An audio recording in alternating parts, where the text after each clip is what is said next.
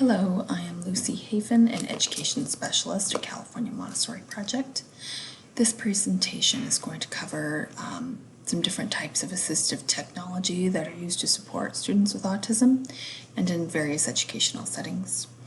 It is designed to support educators who want to learn more about what options are out there and how they can be best utilized to support this growing subpopulation within special ed.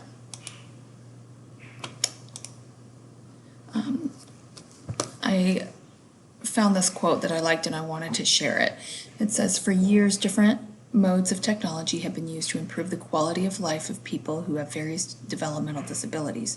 However, the varied use of technology for children with autism continues to receive limited attention, despite the fact that technology tends to be a high-interest area for many of these children." And today we're going to explore different ways that we can capitalize on this high interest in order to support their learning. One of the huge areas of impact for individuals with autism is speech, both receptive and expressive. And there are different kinds of low and high-tech supports that are in place in schools now. In supporting effective ways of communicating needs, individuals experience less frustration and fewer behavioral challenges when we use these effectively. And in case you were wondering, because many parents have asked this in the past, but there is no evidence that a child's use of augmentative and alternative communication will slow down his or her speech development. Conversely, there is growing evidence that using AAC facilitates the development of useful speech as well as social and academic skills. So, lest you are asked by parents if using communication devices is going to hinder their development in this area, have no fear. And not only that, but when they have assistive technology to support them, a lot of times they are able to get their needs met more quickly, which helps to reduce frustration and maladaptive behaviors, but it also increases pro-social behavior and is used to increase positive communication strategies. Some other benefits of assistive technology is helping students to achieve an overall understanding of their environment, expressive communication skills, social interaction skills, attention skills, motivation skills, organization, academic, self-help, overall independence and daily functioning, as well as self-regulation. We're going to look at two types of assistive technology, low-tech and high-tech. For low-tech, the definition is visual support strategies which do not involve any type of electronic or battery-operated device.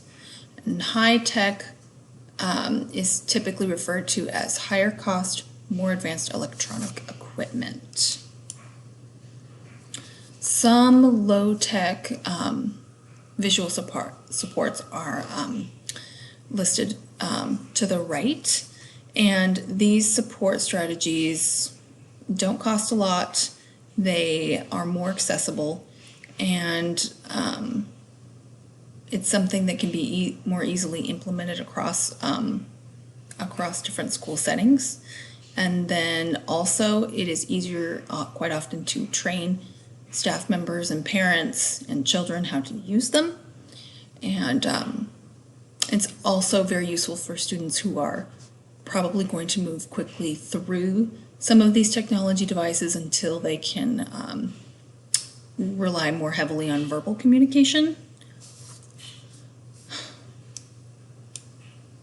Here's some visuals of some ways that low-tech is used within the setting. Visual schedules, procedural outlines, the PEC system that you see, uses Velcro and icons to help students communicate their needs and preferences. And whiteboards, of course, highlighters, token boards are especially helpful with younger students. High-tech, meaning tablets, apps that could be used on a phone or electronic device. These are increasingly more agile in how they're able to support students. You're able to customize the grid of how many icons you see on a page, and how they're subdivided into different pages and folders is more customizable. And you're able to add your own pictures to help better represent items or verbs or elements that a student might need in order to support their learning or their environment. And this also supports literacy because you have the language piece listed with the picture. And so this kind of helps them navigate their own world more independently instead of relying on an adult to interpret what they need for them. And these are particularly more helpful for students who persist in or who are unable to verbalize their needs. Applications for academics.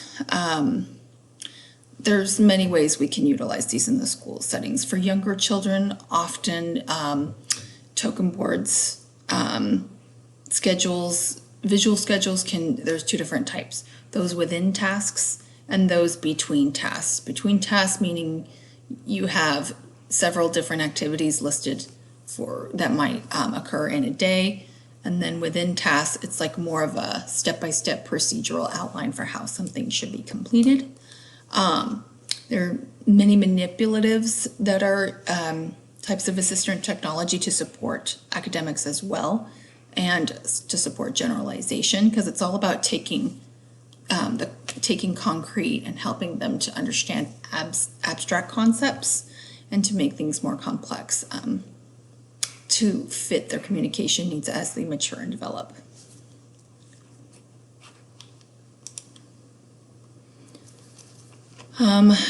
For students that are transitioning from home or preschool into a kindergarten setting, it's very important to make sure that they're able to adjust with as little disruption as possible.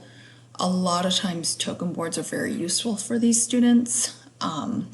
Lots of visuals to support routines, procedures, transitions, front loading, expectations. There are many ways to support how they interact with others using these technologies to help them reduce their stress, reduce behaviors, and increase access to their peers and to their learning. A different type of transition is a transition after high school. Not all students will be able to live independently, but we want to utilize the tools that we have to give them as much independence as possible. A lot of these are going to be geared towards helping individuals monitor their own success with keeping track of their responsibilities and priorities and routines that they have to utilize daily. And some of these might be job related. Some of these are doing chores around the house, or things like shopping, volunteer work, participation in the community.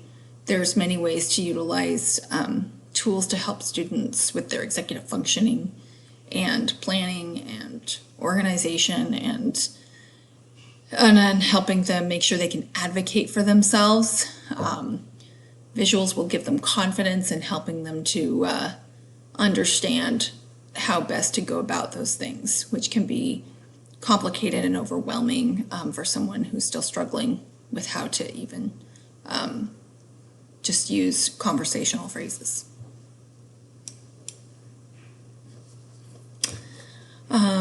So assistive technology does have a lot of applications. It's very versatile, whether you're using high tech or low tech, whether you're using in a group setting, one-on-one, or with in the general education setting.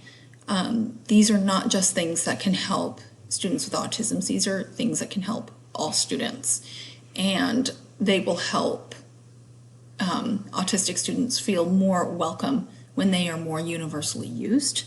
And they're going to see more overall independence with the use of these tools to make it more natural and more available, so that they can access as much as they can in their learning, as long as we have access to support them.